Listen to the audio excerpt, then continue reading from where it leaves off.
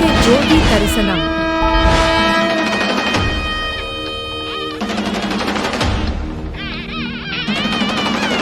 உடனே சப்ஸ்கிரைப் செய்து இந்த ஆன்மீக பயணத்தில் எங்களுடன் இணைந்து கொள்ளுங்கள். அடுத்த அடி எடுத்து வச்சு திரும்பி பார்த்தார், மறுபடியும் வாடி இருந்தது. 3 வாரம் கொடுத்து இன்னமும் வாடி இருக்கே என்னன்னார். ஒண்ணும் இல்ல சுவாமி, இந்த கரை மேல ஒருத்தன் உட்கார்ந்து இருக்கான்ல, ஆமா உங்களையே பிடிச்சு இந்த ஆட்டு ஆட்டுறான்னா இந்த உலக மக்களை எந்த ஆட்ட ஆட்டி படைப்பானோ தெரியல சுவாமி.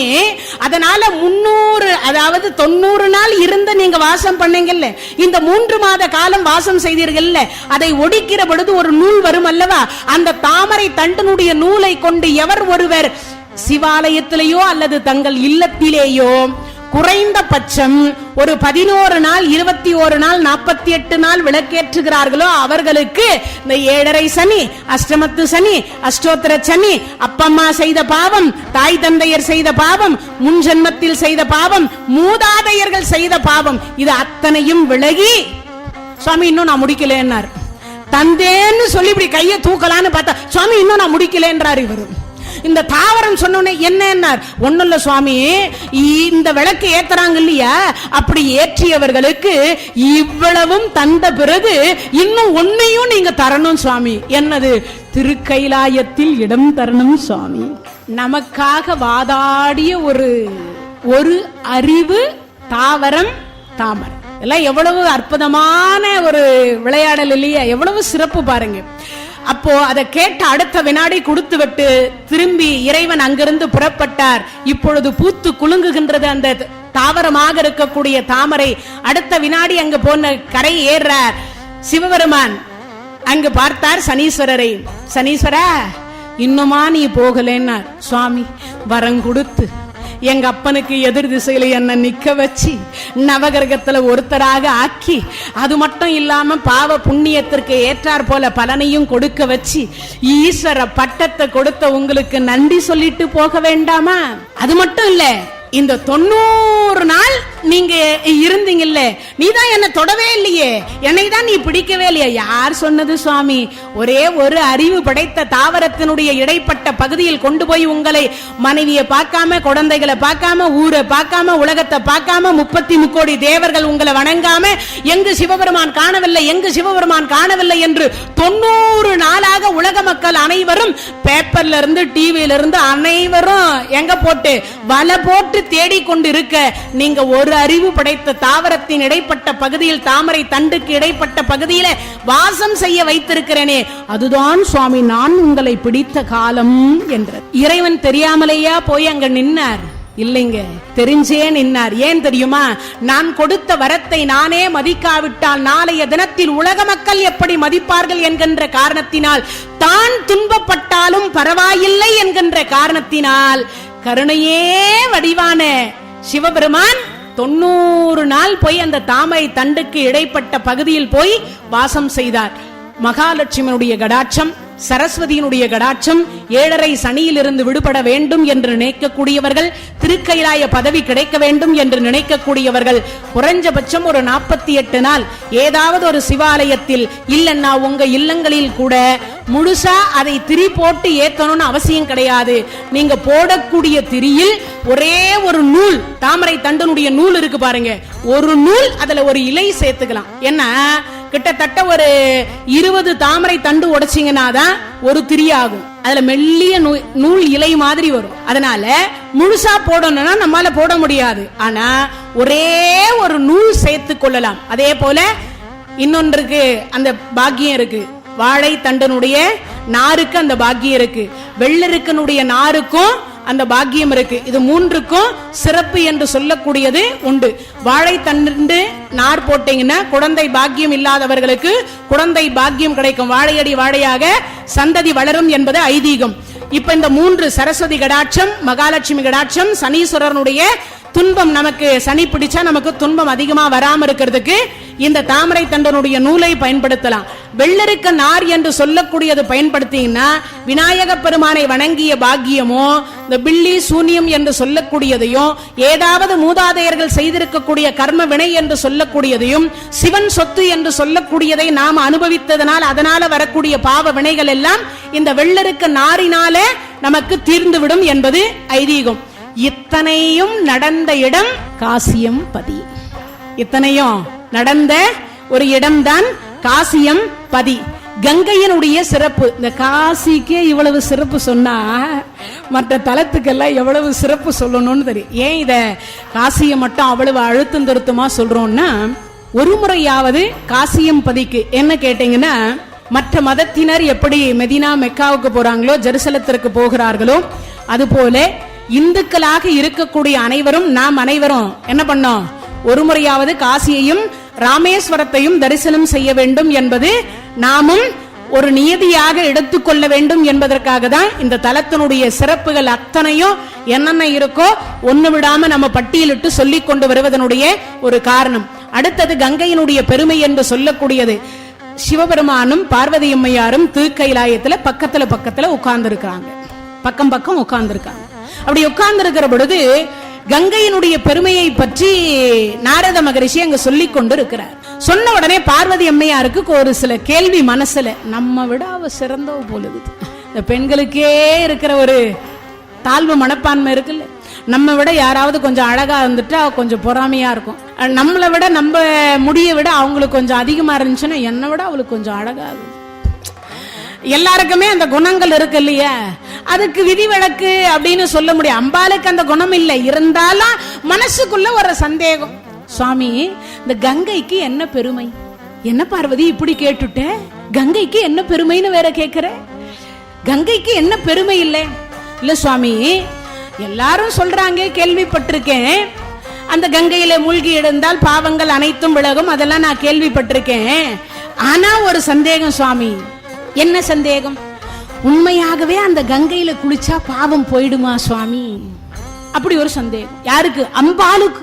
இத கேட்ட உடனே சிவபெருமான் சொன்னார், அம்பிகை நான் வாயால சொல்லணுமா செயலால காட்டணுமா? சுவாமி வாயால எல்லாரும் தான் சொல்லிட்டாங்க, நானும் இந்த காதால எவ்வளவுதான் கேட்கறது, அதனால செயல்ல காட்டினால், தத்ரூபமாக காட்டினால் எனக்கு கொஞ்சம் வசதியாக இருக்கும். அப்படியா? சரி, அதுக்கு நீ ஒரு வேஷம் போடணுமே. என்ன சுவாமி வேஷம்? நான் என்ன வேஷம் போடுறேனோ அதுக்கு தகுந்தாற் போல நீ அந்த வேஷம் போடணும்.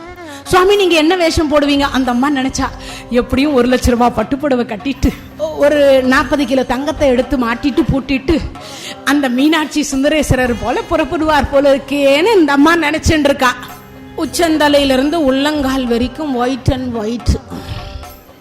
இந்த கண்ணு முடியிலிருந்து இந்த புருவம் வரைக்கும் எல்லாம் ஒயிட். பார்வதி புறப்படலாமா? சுவாமி யார் நீங்க? என்ன அடையாளம் தெரியலையா பார்வதி? சுவாமி நீங்க யாருன்னு தெரியல சுவாமி. நல்லா பாரு சுவாமி. அப்ப நான் என்ன வேஷம் போடணும்?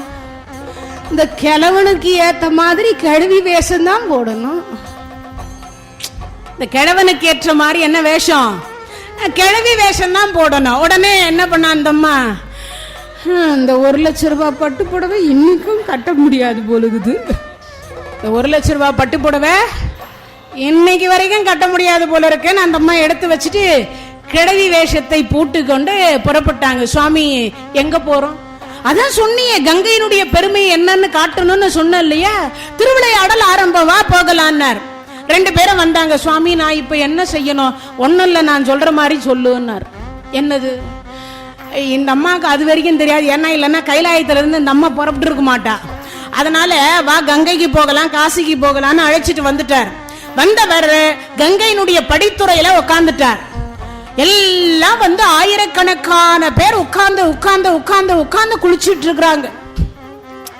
எல்லாம் அவரவர்கள் பாவத்தை கழுவுவதற்காக குளிக்கிறாங்க. அப்படி குளித்துக் கொண்டிருக்கின்ற பொழுது, நீராடி கொண்டிருக்கிற பொழுது இப்ப சொல்றார் சிவபெருமான், சுவாமி என்னன்னே சொல்லாம என்ன 1 மணி நேரமா உட்கார வச்சிருக்கீங்களே, எவ்வளவு பேர் குளிக்கிறாங்க பாத்தியா? பார்த்தேன் சுவாமி. நீயும் நீராடுறிய? சுவாமி நான் ஆகாச கங்கையில ஏற்கனவே நீராடிட்டேன் காலையிலேயே. அப்படியா? சரி, இப்ப நான் சொல்ற மாதிரி இந்த போறவங்க வரவங்க கிட்ட எல்லாம் நீ கேட்கணும். சுவாமி என்ன கேட்கணும்? ஏதாவது அம்மா பிச்சாந்தேகி? சேச்சே, அதெல்லாம் நான் ஏன் கேட்க போறேன்? நான் எடுக்கிற பிச்சையை உன்னெல்லாம் நான் எடுத்தாலும் எடுப்பேன், உன்னை எடுக்க விட மாட்டேன், கவலைப்படாத. நான் எடுத்தாலும் எடுப்பேன், உன்னை விட மாட்டேன். ஏன்னா ஈஸ்வரன் பொண்டாட்டி பிச்சை எடுத்தாலான்ற பேரெல்லாம் வேண்டாம். அதனால நான் என்ன எடுத்துக்கிறேன், நீ ஒன்னும் கவலைப்படாதே. சுவாமி என்னதான் கேட்கணும்? பார்வதி மனசை கொஞ்சம் திடப்படுத்திக்கோ, தைரியம் அதெல்லாம் கைவிடக்கூடாது. சுவாமி நான் எப்பொழுதுமே வீரத்துல சிறந்த பெண், எனக்கு பேரே ஆதி பராசக்தி அப்படின்னு பேரு. அதனால வீர திருமகள்னே பட்டம் கொடுத்துக்கிறாங்க, எனக்கு மலைமகள் என்கின்ற பட்டம் கொடுத்துருக்குறாங்க. அதனால எனக்கு ஒன்றும் அந்த பயம்லாம் இல்லை. ஆனா நான் இப்ப சொல்ல போற விஷயத்த கேட்டேன்னா கண்டிப்பா பயப்படுவேன். அதுக்காக தான் நான் முன்னெச்சரிக்கையா சொல்லி வைக்கிறேன்னாரு. என்னமோ தெரியல, என்னென்னமோ சொல்றாரு, ஆனா ஒன்னும் புரிய மாட்டேங்குது. எனக்கு எவ்வளவு வயசு இருக்கும் பார்வதி? போட்டுக்கிறது கிளம்ப வேஷம் இல்ல, வேற வயசு என்ன இருக்கும்னு வேற கேள்வி வேற. என்ன ஒரு 99 இருக்கும். ஏன் பார்வதி எல்லாரும் சொல்றாங்களே ஒரு 100, 105, 110 அப்படி சொல்லக்கூடாதா?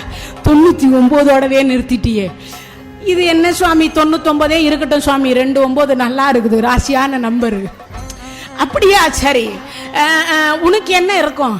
என்ன சுவாமி எனக்கு ஒரு 98 இல்ல ஒரு 97 இருக்கும் சுவாமி. அப்படியா? இப்போ உனக்கு 7 தான், சொன்னாலும் சொல்லனாலும் அப்படின்னு சொல்லி முடிச்சு, சுவாமி இன்னும் நீங்க என்னன்னே சொல்லாமையே சொல்லிக்கிட்டு இருக்கீங்களே.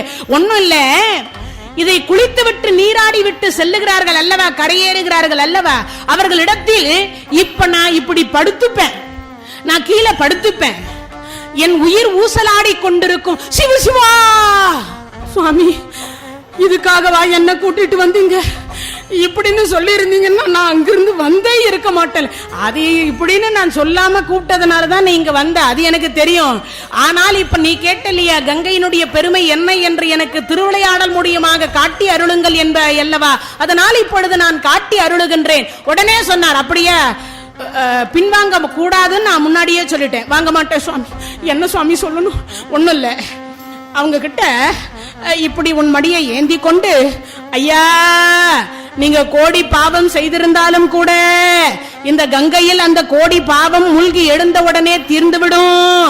ஐயா புண்ணியவான்களே, இவர் என் கணவர், இவர் பேர் சுந்தரேஸ்வரர், என் பேர் சொர்ணாம்பிகை. ஐயா உங்க திருக்கரத்தால எந்த புண்ணியவானாவது இந்த ஐயாவினுடைய வாயில ஒரு 3 கை தண்ணி ஊத்துனீங்கன்னா எங்க வீட்டுக்காருக்கு உயிர் வந்துரும். ஐயா ஐயா புண்ணியவான்களே தண்ணி ஊத்துங்கோ. இது என்னடா வம்பா போச்சு?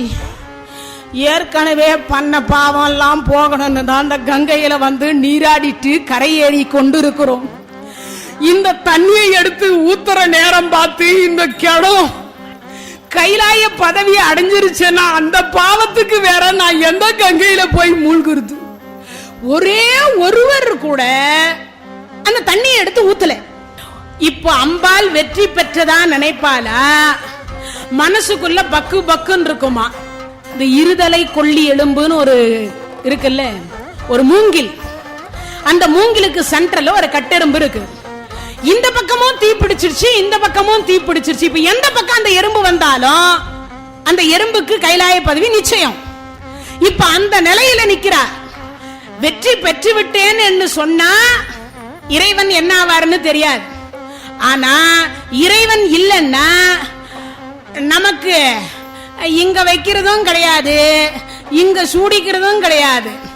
அப்ப என்ன பண்றது யோசித்து பார்த்தா, சுவாமி அந்த கங்கையின் மீது நான் பொறாமை கொண்டிருப்பது எல்லாம் நினைக்கல சுவாமி. தங்கள் பிராணன் என்று சொல்லக்கூடியது கிடைத்தால் போதும், நான் என்றும் சுமங்கலியாக இருக்க வேண்டும். ஐயா புண்ணியவான்களே, யாராவது ஒரு கை தீர்த்தத்தை என் கணவருக்கு ஊற்ற மாட்டீர்களா? இந்த கங்கையில் மூழ்கி எழுந்த உடனே உங்கள் பாவம் போயிருக்கும் அல்லவா? நீங்கள் நிச்சயமாக எல்லோரும் புண்ணியவான்கள் தான். ஐயா கொஞ்சம் தண்ணியை ஊத்துங்கள், தீர்த்தத்தை ஊத்துங்க. ஒருத்தரும் செய்யல. அதுல ஒருத்தர் கொஞ்ச நேரத்துக்கு முன்னாடி வரைக்கும் கூட கொலை, கொள்ளை, பஞ்சமா பாதகம் அனைத்தும் செய்தார். அவர் நேரா வந்தார். காசி விஸ்வநாதா, காசி விசாலாட்சி, அன்னபூரணி, ஏ கங்கை மாதா, சிவபெருமானுடைய திருமுடியில் வந்த தாயே, இதுவரைக்கும் இன்றைய தினம் வரைக்கும் கோடான கோடி பாவத்தை நான் செய்திருக்கின்றேன். தெரிஞ்சே செய்திருக்கின்றேன், தெரியாமலும் செய்திருக்கின்றேன். இன்றைய தினத்தில் அந்த பாவங்கள் அனைத்தும் விலகிவிடும் என்று பெரிய பெரிய மகான்கள் சொல்லி கேள்விப்பட்டதனால் நான் இங்கு வந்து உன்னிடத்தில் மூழ்கி எழுகின்றேன். இந்த கதையெல்லாம் முழுசா இந்த அம்மா காதல விழுற மாதிரியே பேசின்னு இருக்கிறார் அந்தாள்.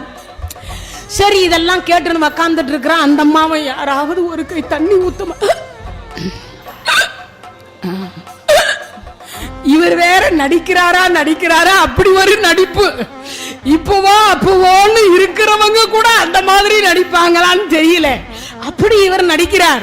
இந்த அம்மாவுக்கு பக்குன்னு வேற. யாராவது இவ்வளவு பேர் போகிறாங்களே, இவர் வேற முன்னாடியே சொல்லிட்டார், நீ பார்வதி, நான் சிவபெருமான்னு உண்மையை சொல்லக்கூடாது. அதை வேற சொல்லி வேற வச்சுக்கிறார்.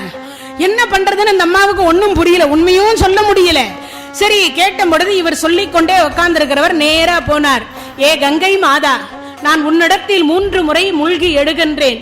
இன்றைய தினம் வரைக்கும் யான் செய்த பாவம், என் தலைமுறை என்று சொல்லக்கூடிய தாய் வழி 7, தந்தை வழி 7, என்னுடைய வழியில் 7, 21 தலைமுறை செய்த பாவங்கள் அத்தனையும் விலகி இன்றைய தினத்தில் இருந்து இதற்கு மேல் என் மனம் என்று சொல்லக்கூடியது பஞ்சமா பாதக செயல் எதுவும் நான் செய்யாமல் இருக்க வேண்டும் என்று இந்த காசி விஸ்வநாதர் மீதும் காசி விசாலாட்சி மீதும் அன்னபூரணியின் மீதும் ஓடுகின்ற இந்த கங்கை தாயே, உன் மீதும் சத்தியம் செய்து சொல்லுகின்றேன் தாயே, இன்றோடு யான் செய்த பாவங்கள் அத்தனையும் விலகிவிட வேண்டும். இனிமேல் நான் பாவம் செய்யாமல் இருக்க என் மனம் என்று சொல்லக்கூடியதை தெளிவடைந்து இறைவன் மீது நான் பக்தியை செலுத்த வேண்டும் என்பது திண்ணம், இது சத்தியம். அதனால நான் மூழ்கி எழுகிறேன் என்று சொல்லி 3 முறை அந்த கங்கையில மூழ்கி எழுந்தார். பாவம் மொத்தம் அப்படியே ஆத்தோட அடிச்சிட்டு போச்சு. இப்ப திரும்பி அப்படி பார்த்தார். இப்ப அந்த அம்மா சொல்றா, ஐயா, நீங்க உத்தமராக இருப்பீரானும், இதுவரைக்கும் எந்தவித பாவம் செய்யாமல் இருந்தீர்களானாலும் ஐயா, ஒரு 3 கை தண்ணியை என் கணவருக்கு கொடுங்கள், அவர் உயிர் பெறுவார். குறைஞ்சபட்சம் எவ்வளவோ அடியார்கள் வந்து வந்து வந்து லட்சக்கணக்கான பேர் கங்கையில மூழ்கி எழுந்தவர்கள், ஒருவர் கூட அந்த தீர்த்தத்தை தரல. ஆனா கொஞ்ச நேரத்துக்கு முன்னாடி வரைக்கும் பாவத்தை செய்து கொண்டு அந்த நேரத்தில் கூட சண்டை போட்டு வந்து கங்கையில் மூழ்கி எழுந்தவர் இப்ப நேரா வந்தார். இந்த கங்கையில மூழ்கினால் அனைத்து பாவங்களும் தீர்ந்துவிடும் என்பது நிஜமானால் நான் இப்பொழுது இவருக்கு உயிர் தீர்த்தம் தருகிறேன். அந்த கங்கை தீர்த்தத்தை கொண்டு வந்து அப்படி வாயில விட்டார். சிவபெருமான் 16 வயசு இளங்குமரனா எழுந்து உட்கார்ந்தார். அந்த அம்மா அப்படி உத்து பார்த்தா, தன்னை தானே அப்படி பார்த்தா. அப்ப அவருக்கு 16ன்னா இந்த அம்மா என்னவா மாறி இருப்பாரோன்னு அப்படி பார்த்த உடனே அந்த அம்மாவும் 16 வயசு இளங்குமரியா உட்கார்ந்து இருந்தாங்க. இதை பார்த்த அடுத்த வினாடி பார்வதி தேவியார் இறைவனை வணங்கி சொன்னாங்க, சுவாமி, கங்கையின் புனிதத்தை நான் தெரிந்து கொண்டேன், என்னை மன்னியுங்கள். கங்கையின் மீது வைத்திருந்த பொறாமையின் காரணமாக திருவிளையாடலை கேட்டேன், அது என் திருமாங்கல்யத்திற்கே பங்கம் விளைவிக்கும் என்றதை நான் சற்றும் எதிர்பாராத ஒன்று. சுவாமி, என்னை மன்னியுங்கள் என்று வணங்கி காசி விஸ்வநாதராகவும் காசி விசாலாட்சியாகவும் அங்கே நிரந்தரமாக குடிகொண்டு அங்கே அவர்களும் மூழ்கி எழுந்து அந்த காசி விஸ்வநாதராக, விசாலாட்சியாக, அன்னபூரணியாக மாறியதாக காசி புராணம் சொல்லுகிறது. காசி புராணம் சொல்லுது. சரி, இவ்வளவுதானா அந்த காசிக்கு பெருமை அப்படின்னு நினைப்பீங்க. என்னங்க, 4வது தலத்திலேயே இருக்கு, இதுக்கு மேல இன்னும் போகலையான்னா 4வது தலத்துதே இன்னும் பெருமை நிக்குது. இன்னும் ஒரு பெருமையை சொல்லிட்டு 5வது தலத்துக்கு போகலாம். சரி, கங்கையினுடைய பெருமை இன்னும் ஒன்று என்ன அப்படின்னு கேட்டீங்கன்னா, இங்கிருந்து ஆதி சங்கரர் என்று சொல்லக்கூடியவர் காசியம்பதியில் அங்கு ஸ்ரீசக்கர வடிவம் என்று சொல்லக்கூடியதை அமைத்து விட்டு வழிபாடு செய்கிறார். அவருக்கு ஒரு முறை சந்தேகம் எல்லாம் இல்லை. அங்கு ஒரு மகான் வந்தார். அவர் ஒரு பக்கம் உட்கார்ந்து இருக்கார், இவர் ஒரு பக்கம் உட்கார்ந்து இருக்கிறார். ஒரு நடைமுறை கதை அப்படிங்க நடந்துட்டு இருக்கு. வந்த மகான் பார்த்தார், இந்த கங்கை இவ்வளவு பாவத்தை சுமந்து கொண்டிருக்கின்றாளே, இவ்வளவு பாவத்தையும் சுமந்து கொண்டிருக்கக்கூடியவளா என் பாவத்தை போக்க போகிறாள்னு அப்படி கரையில போய் கால் வைக்க போனவர் கரையில இருந்து எடுத்துட்டார். உடனே கங்காதேவிக்கு மிக மிக வருத்தம். என்ன இது, இவர் கால் வச்சு நீராடுவார்னு பார்த்தா இந்த மகான் நம்ம இடத்துல நீராடாமையே போகிறாரே. சரி, இவர்கிட்ட கங்காதேவியா போய் 1000 தலை 2000 கையோட போனா பயந்துருவார். எப்படி போகிறதுன்னு பார்த்தார். ஒரு 9 வயசு குமரி சின்ன குழந்தையாக வடிவத்தை எடுத்துக்கொண்டு அங்கிருந்து மகான் புறப்பட்டு அப்படி போறார். சுவாமி நில்லுங்கோ, வணக்கம்னு. இந்த குழந்தை வணக்கம். ஆமாம், கோடிக்கணக்கான பேர் அங்கு நீராடி கொண்டிருக்கிறார்கள் சுவாமி, நீங்கள் மட்டும் இப்படி நீராடாமல் போகிறீர்களேன்னார். அதை கேட்ட அடுத்த வினாடி அதற்கு அந்த மகான் பதில் சொல்றார். அம்மா, உனக்கு ஞான கண்ணை தரேன். இந்த கங்கையை கொஞ்சம் உற்று பார்த்தா ஒரு பக்கம் மலஜலம், ஒரு பக்கம் பிணக்குவியல், ஒரு பக்கம் பிணத்தினுடைய சாம்பல், இவ்வளவும் கரைக்கிறாங்க. இவ்வளவு பாவத்தை சுமக்கக்கூடியவள் என் பாவத்தை எப்படி போக்குவா? இதை கேட்ட அடுத்த வினாடி அந்த குழந்தை சிரிச்சது. என்ன சுவாமி, ஒரு மகானாக இருந்து தங்களுக்கு இது தெரியாதா? அம்மா, தெரியாதனாலதான் கேட்கிறேன். சுவாமி, என் வயது சிறியது, நான் சொன்னால் ஏற்றுக்கொள்வீர்களா? ஏத்துக்கிறேன். என்ன, அறிவு இருந்து யார் சொன்னாலும் ஏத்துக்கணும். ஞான சம்பந்த பெருமான் சிறியவர், அப்பர் பெருமான் வயசு பெரியவர். ஞான சம்பந்த பெருமான் பாடிட்டே இருந்தார். ஞான சம்பந்த பெருமான் பாடினார், அப்பர் பெருமான் பாடினார். ஞான சம்பந்த பெருமான் பாடியே கதவு திறந்ததா? யார் பாடின உடனே கதவு திறந்தது? அப்பர் பெருமான் பாடிட்டு இருந்தார், கதவு திறக்கல. ஞான சம்பந்த பெருமான் பாடிய உடனே கதவு திறந்துருச்சு. உடனே சொன்னார், அப்பா எனக்கு அந்த திருவருள் இல்லை போலும்னார். சுவாமி, நீங்க பாடிய செந்தமிழ்ல அவர் மயங்கிட்டு இருந்தார். நான் பாடிய தமிழ் அவருக்கு கசந்து விட்டது, உடனே கதவும் திறந்து விட்டது அப்படின்னார். என்னன்னா, வயசு முக்கியம் அல்ல, வயசு அந்த இடத்துல முக்கியம் அல்ல. வியாச பகவான் இருந்தார். ராஜசூய வேள்வி நடக்கிற பொழுது, தர்மராஜா வேள்வி செய்யற பொழுது வியாச பகவான் அங்க இருக்கின்றார். 33 தேவர்கள் ஒரு பக்கம் புடை சொல்ல இருக்காங்க. அங்க பெரியவர்கள் திருதராசர் இருக்கிறார். 886 ஆண்டு காலம் உயிரோட இருக்கக்கூடியவர் பீஷ்மர் அங்க இடத்துல இருந்தார். தர்மராஜா கேட்டார், ஆர்கோலோ முதல் பூஜைன்னார். நான் அந்த யாகம் வளர்த்து கொண்டிருக்கிறேன், இந்த முதல் பூஜையினுடைய பலனை நான் யாருக்கு கொடுக்கணும்னு கேட்டார். அதுக்கு வியாச பகவான் ஒரு பதில் சொன்னார். அப்பா, இங்கு வயசு முக்கியம் அல்ல, அனுபவம் முக்கியம் அல்ல, இங்கு யார் பெரியவர் என்று சொல்லக்கூடிய அறிவு என்கின்ற ஒன்று முக்கியம். அது ஆண்டவனாக இருக்கக்கூடிய கிருஷ்ணருக்கு தான் இருக்கின்றது. முதல் பூஜை கிருஷ்ணனுக்கு கொடுங்கடான்னார். தர்மர் கிருஷ்ணருக்கு தான் முதல்ல கொடுத்தார். அங்க இருக்கக்கூடிய 886 ஆண்டு காலம் இருந்த பீஷ்மருக்கு அங்க கொடுக்கல, வியாச பகவானுக்கு அது கொடுக்கல. ஆனா யாருக்கு கொடுத்தாங்க? தருமரை காட்டிலும் 2 வயது சிறியவராக இருக்கக்கூடியவர் பகவான் கிருஷ்ணர். அர்ஜுனரை விட 7 மாசம் பெரியவர். பீமசேனரை விட 1 வருஷம் சின்னவர் தான். தர்மராஜாவை விட 2 வயது சின்னவர் தான். ஆனா பூஜை யாருக்கு பண்ணாரு? பகவானை உட்கார வச்சு தர்மர் பூஜை பண்ணார். யோசிச்சு பாருங்க, வயது அங்க முக்கியம் இல்லைன்னு அர்த்தம். அப்ப என்ன அர்த்தம்? அறிவு தான் அந்த இடத்துல பிரதானம் என்பது பொருள். இப்போ இந்த குழந்தை சொல்றத அந்த மகான் நான் ஏற்றுக்கொள்றேன். சுவாமி, கங்காதேவி அவரிடத்தில் அந்த பாவங்களை வைத்துக் கொள்ளுவதில்லை, அதை சமுத்திரராஜனிடத்தில் கொண்டு போய் கொடுக்கின்றாள். அந்த பாவம் எல்லாம் எங்க போகுது? சமுத்திரராஜன் கிட்ட போகுது. நீங்க வேணும்னா சமுத்திரராஜன் இடத்துல போய் கேளுங்க. இந்த மகான் நேரா சமுத்திரராஜன் இடத்துல போய் சமுத்திரத்துக்கு உள்ளரை இறங்கினார். சமுத்திரராஜா, அனைத்து கங்கையினுடைய பாவம் முழுவதும் கழுவிய பாவங்கள் அனைத்தையும் நீதான் சுமக்கின்றாயா? சமுத்திரராஜன் சிரித்து விட்டு அவர் ஒரு பதில் சொன்னார். ஐயா, நானும் சுமக்கவில்லை, மேகராஜன் சுமக்கின்றான், வேண்டுமானால் மேகராஜனிடத்தில் கேளுங்கள். உடனே மேகராஜனிடத்தில், அவர் தான் மகானாச்சே, பறந்து போய் அந்த பறந்து கொண்டிருக்கக்கூடிய மேகத்தினிடத்தில் போய் கேட்டார். அப்படி கேட்ட அடுத்த வினாடி மேகராஜன் சொன்னான், நானும் என்னிடத்தில் வைத்துக் கொள்ளுவதில்லை, அதை மழையாக பூமி மாதாவிற்கு கொடுக்கின்றேன், நீங்கள் வேண்டுமானால் பூமி மாதாவை கேளுங்கள். நேரா மேகராஜன் இடத்துல இருந்து மீண்டும் பூமிக்கு வந்தார். வந்த இடத்துல உடனே பார்த்தார், பூமி மாதா, அப்ப பாவங்கள் முழுவதும் நீதான் சுமக்கின்றாயா? பூமி மாதா பதில் சொன்னாங்க, நானும் என்னிடத்தில் வைத்துக் கொள்ளுவதில்லை. இது என்னடா இது? அப்ப நீங்க என்னவாக தருகிறீர்கள்?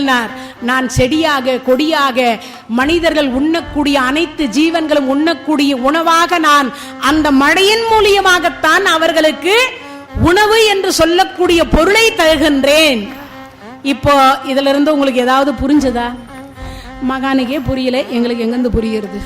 கங்கை என்று சொல்லக்கூடிய இடத்தில் நாம் செய்யக்கூடிய பாவங்களை போய் கழுவுகிறோம். அது சமுத்திரராஜனிடத்தில் போகிறது.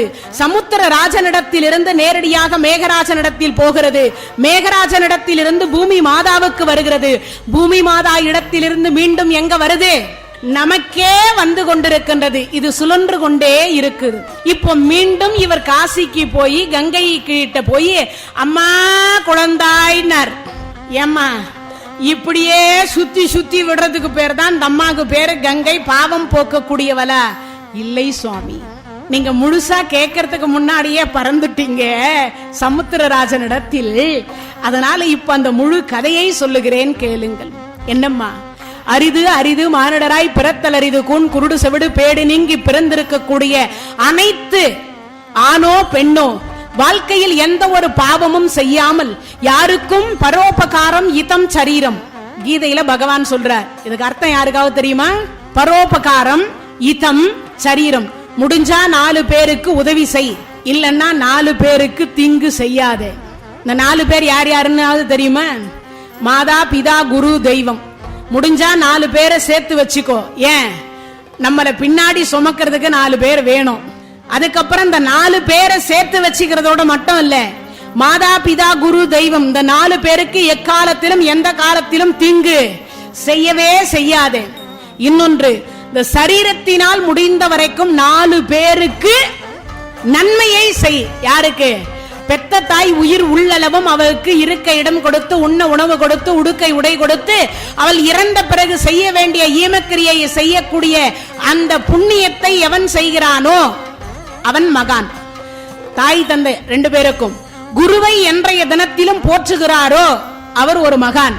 தெய்வத்திற்கு எந்த காரணத்தை கொண்டும் தீங்கு இழைக்காமல் தெய்வத்தை சதா சர்வகாலம் நினைக்கின்றாரோ அவர் ஒரு மகான்.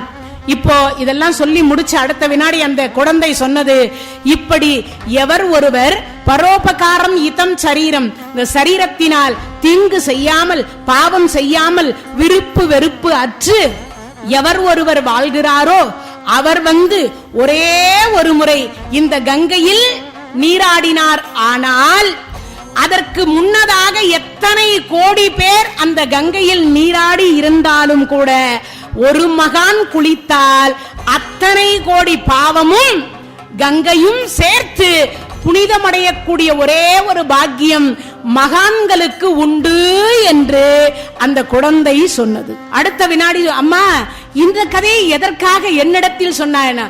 விருப்பு வெறுப்பு அற்று மாதா பிதா குரு தெய்வம் என்று சொல்லக்கூடிய அனைத்தையும் செய்த தாங்கள்தான் அந்த மகான். கங்கையையே புனிதமாக்கக்கூடிய தன்மை இருந்தும் கூட நீங்கள் நீராடாமல் சென்று விட்டால் இந்த கங்கை புனிதமடையாது அல்லவா? இந்த கங்கை புனிதமடைந்தால் சமுத்திரராஜன் புனிதமடைவான் அல்லவா? சமுத்திரராஜன் புனிதமடைந்தால் மேகராஜன் புனிதமடைவான் அல்லவா? மேகராஜன் புனிதமடைந்தால் பூமி மாதா புனிதமடைவாள் அல்லவா? பூமி மாதா புனிதமடைந்தால் அந்த பூமியில் வாழ்கின்ற 84 லட்ச யோனி பேதமும் புனிதமடையும் அல்லவா? அதற்காக தான் சுவாமி நான் தங்களிடத்தில் இந்த விண்ணப்பத்தை வைத்தேன் என்றாய். அம்மா நீ யார் என்று சாஷ்டாங்கமா காதுல விழுந்தார். 1000 தலை 2000 கையோடு கங்கா பவானி காட்சி கொடு. அப்பேற்பட்ட ஒரு பாக்கியம் மகான்களுக்கு உண்டுன்னு அர்த்தம். அப்ப நாமெல்லாம் இப்பிறவியில மகானாக வாழ முடியாவிட்டாலும் கூட அப்படியெல்லாம் சொல்லாதீங்க. எப்பிறவியிலும் வாழ முடியாதுன்னெல்லாம் கிடையாது. மனம் இருந்தால் மார்க்கம் உண்டு. இல்ல வாழுகிற பொழுது முடிஞ்ச வரைக்கும் வாழ முடியாது வேற விஷயம். ஆனா தெரியாமல் செய்யற தவறு வேற, தெரிஞ்சு தவறு செய்யாமல் இருக்கலாம் இல்லையா? 4வது தலமே இவ்வளவு சிறப்பு இருக்குன்னா 5வது தலத்திற்கு நாளை தினத்தில் 5வது தலத்தை பார்ப்போம் என்று கூறிக்கொண்டு இவ்வளவு நேரம் இந்த நிகழ்ச்சியை கேட்டுக்கொண்டிருந்த பெரியோர்கள், தாய்மார்கள், இளைஞர்கள், குழந்தைகள் அனைவருக்கும் நன்றி கூறி மீண்டும் நாளைக்கு 6 மணிக்கு 5வது தலம் என்று சொல்லக்கூடிய தலத்தை, ராமேஸ்வரம் என்று சொல்லக்கூடிய தலத்தினுடைய பெருமை எல்லாம் இன்னும் காசியினுடைய பெருமை ஒரு சில பெருமைகள் இருக்கின்றது. அந்த பெருமையும் நாளைய தினத்தில் பார்ப்போம் என்று கூறிக்கொண்டு நன்றி கூறி விடைபெறுகின்றேன். நன்றி, வணக்கம். தென்னாடுடைய சிவனே போற்றி, எந்நாட்டவர்க்கும் இறைவா போற்றி. வெற்றிவேல்.